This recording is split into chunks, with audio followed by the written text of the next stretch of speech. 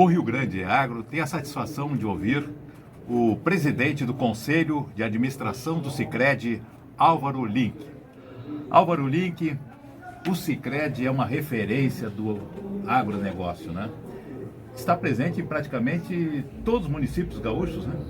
Praticamente quase todos, 99% dos municípios estão cobertos. Na verdade, a nossa região aqui, da qual somos responsáveis, né, pelo Sicredi, Caminho das Águas, possuem ainda 7 municípios que agora até final de 2027 vai contar com presença do Sicredi, né? São municípios aqui do litoral norte, municípios menores, né? Mampituba, Dom Pedro de Alcântara, Morrinhos do Sul e Três Forquilhas, eminentemente de agricultura familiar, hortifruti, fruticultura, banana, abacaxi. É uma economia bastante pujante, um local pouco conhecido, porque normalmente litoral norte as pessoas associam com litoral, com praia, mas nós temos a Costa Doce, né?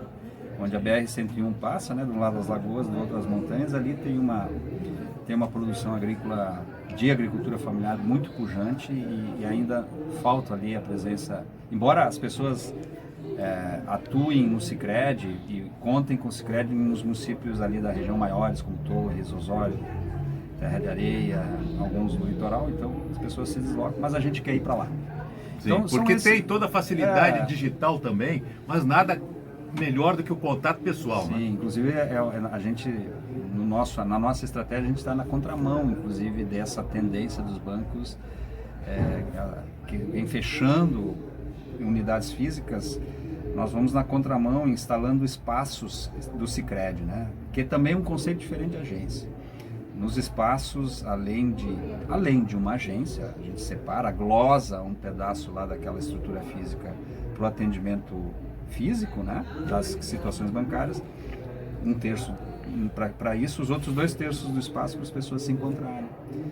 Mais ou menos como você vê aqui hoje no Memorial Arning, que é um espaço da comunidade, onde a comunidade pode se encontrar com auditório, com telão, com copa. E esse é o conceito que a gente vem fazendo. E aí, de novo, respondendo ali a tua indagação inicial, né, são esses municípios ainda que faltam para o Sicredi estar em 100% do Estado, presente fisicamente no Estado. Já está digitalmente presente, mas fisicamente faltam esses municípios. O cooperativismo, né, praticamente nasceu lá em Nova Petrópolis, né, 1902, se eu não me engano. 1902, isso. Com o padre Amstad, suíço, né? Então, o cooperativismo é uma coisa importantíssima, né? O cooperativo, é engraçado isso, porque nós temos esse jesuíta mencionado, né, o padre Amstad, que é o nosso patrono, digamos assim, do cooperativismo, a primeira cooperativa da América do Sul. Ela nasce que existe ainda hoje, evidente, né? Nasce como uma cooperativa financeira, uma cooperativa de crédito, mas na verdade era um movimento, né? Propagado pelas sociedades União Popular, o Volksverein, né? Volksverein, né? Sociedade do Povo, né? Agremiação, Verein, agremiação, sociedade, Volks do Povo. E esse movimento, ele tinha por objetivo, além de comprar terras, né? Era um dos objetivos para os descendentes imigrantes, que já as famílias numerosas passavam a não ter mais espaço aqui na região, compraram terras lá no oeste catarinense, no noroeste do estado. Também tinha um outro objetivo, que era formar as cooperativas de crédito, né? Por isso que as cooperativas nascem lá no início do século como caixas União Popular, porque nascem de dentro das associações populares. E o engraçado é isso, né? E aqui nós temos uma das caixas União Popular, que é a Sicredi Caminho das Águas. Existe essa do padre Amstad, lá em Nova Petrópolis, a primeira. E essa aqui ela vem muito depois, quase a 30ª depois, e nasce aqui com um outro católico, porém não jesuíta, um missionário da Sagrada Família, um imigrante da Alemanha, um alemão. O padre Amstad era suíço, esse era um alemão, que migra de Oldemburgo, né, para cá, em 1920, vai para o Nordeste primeiro, depois vem aqui para Rolante e forma aqui a cooperativa junto com outros 25 teutos brasileiros. E é engraçado isso, né, que são figuras, lideranças católicas que extrapolam a sua missão religiosa e atuam na comunidade. E o padre Anneken aqui não só forma cooperativa, como forma escolas, trabalha para a emancipação do município, tenta trazer ferrovia, ou seja, uma liderança comunitária que extrapolou os muros da espiritualidade para ser um agente, uma liderança cotizadora, também cotizadora e inspiradora, né? Ele também esteve presente no litoral, tentando lá formar cooperativas e escolas.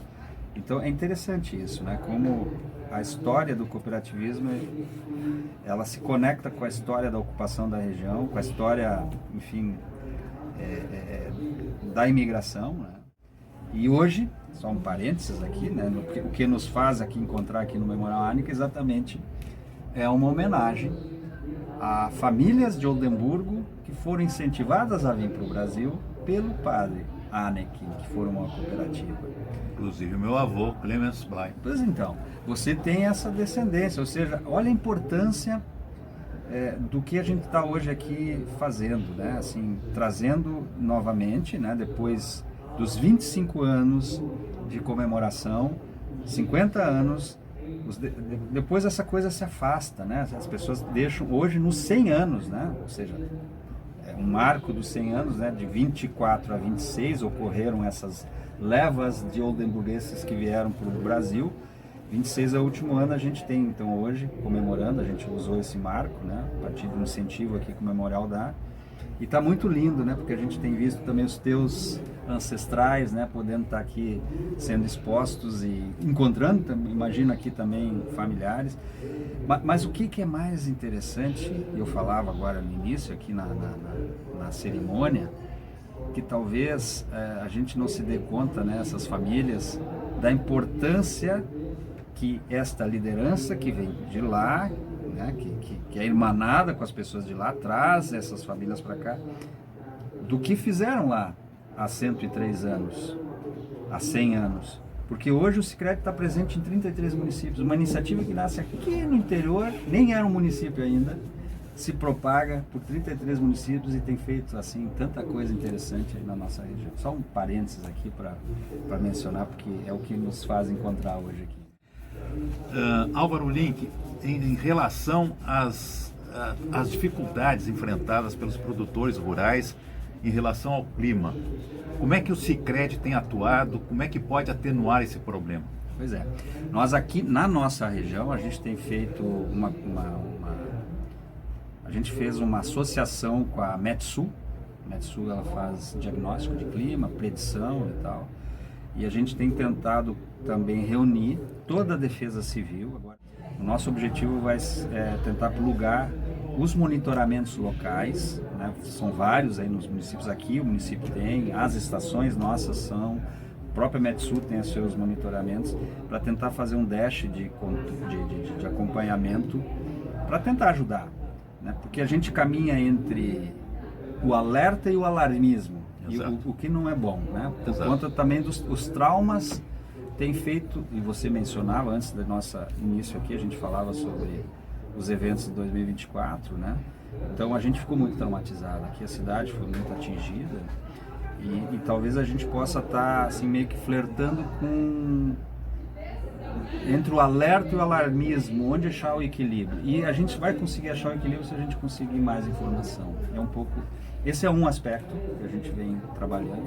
E claro, né, também a partir do nosso negócio, tentando ajudar as pessoas que foram atingidas das mais diversas formas, inclusive aí o produtor rural, né? Álvaro Link, muitos produtores tiveram e têm ainda dificuldades para recuperar-se e também pagar suas dívidas. Como é que o Sicredi está agindo em relação a esse problema? Sempre o Sicredi, ele, pela sua essência, né, pelo fato de estar muito próximo, né, das nossas equipes, estarem lá junto ao agricultor, conhecendo sua realidade, desde antes, inclusive, das resoluções que permitem securitização ou permitem repactuação, nós já fazíamos essas análises assim individualizadas, né, de cada situação, de cada produtor, e na medida assim do que a gente avaliava de possibilidade, tentava repactuar também, se adiantava sobre esses aspectos. Também precisa ser dito aqui que a nossa região, né, que ela é eminentemente assim, composta, nosso agro, né, a agricultura mais empresarial é do arroz, né, então é uma, em que pese também ser refém do clima menos afeto pelas questões, por exemplo, de estiagem. Tem a água que é regulada, claro, se houver inundações há problemas. Então a gente não, nesse aspecto do agro mais empresarial, a gente não teve os mesmos efeitos de outros locais, mas as comunidades aqui do Vale do Paranhana bastante atingidas, né? Entre elas também o pequeno produtor, a agricultura familiar. E esse a gente vem, na medida do possível, tentando ajudá-los, né?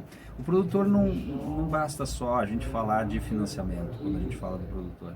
A gente tem programas também que convidam também o produtor a olhar para a gestão da propriedade, né? Convidam ele para olhar para a sucessão, porque isso também é uma dificuldade, né? O produtor, por conta da sua realidade, o jovem não está mais querendo dar continuidade. Ele vê o pai muitas das vezes se sacrificar, trabalhar muito, e a gente tem trazido programas de sucessão rural que convidam o pai, a mãe e os filhos para entrar em sala de aula e discutirem juntos sucessão.